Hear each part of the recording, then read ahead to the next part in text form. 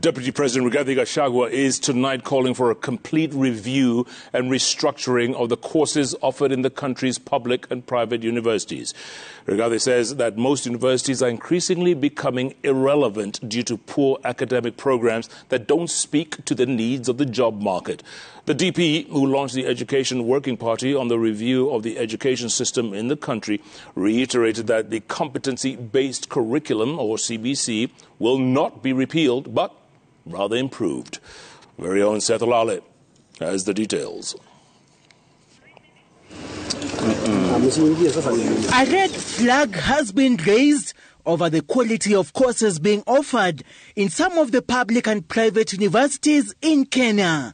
While launching the Presidential Working Party on education reforms, the Deputy President was the first to sound the warning to intellectuals who attended the launch of the 42-member task force in Nairobi. In a time when nearly half of the existing careers are going to be extinct and tomorrow jobs are yet unknown, how do universities, nevertheless, prepare young people to remain relevant? That is the question of the day. The few established public universities, such as the University of Nairobi, are struggling to remain relevant in offering courses that propel employer involvement and self-generating income, but lack adequate funds to execute their mandate. So the universities are dying because they are underfunded and they are thoroughly fragmented. The government now calling for a total review and restructuring of higher learning offered in the country's public and private universities. Campuses must be enriched with opportunities through robust career services, diverse co-curricular activities, high student engagement, employer involvement, sustainable incubation of innovations. So if you are bold enough, you might give His Excellency the President good enough advice. If you are politically correct, you will just be a statistic. And I think it's good for me to say so, Professor Munavo, because you are a university person, but I don't know whether you are still bold enough.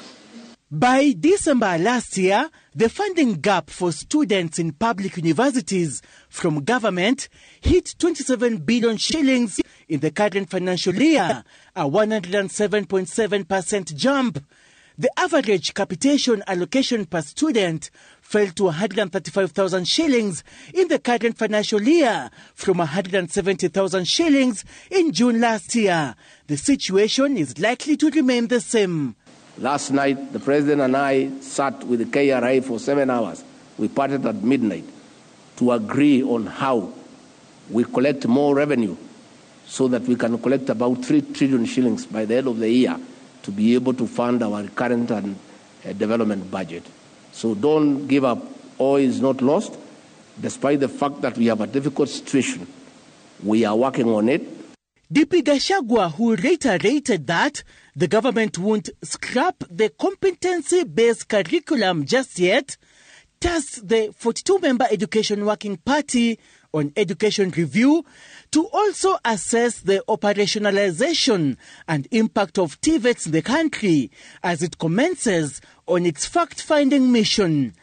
The CBC is not being repealed. What this good team is doing is to look at it, get the views of stakeholders and the people of Kenya to keep and improve what is good and to address challenges of where there could be weaknesses. As the 42-member task force formally commences its mandate, it is being challenged to use its intellectual power to add value to the millions of students in the country and in order to add value to the country's educational system.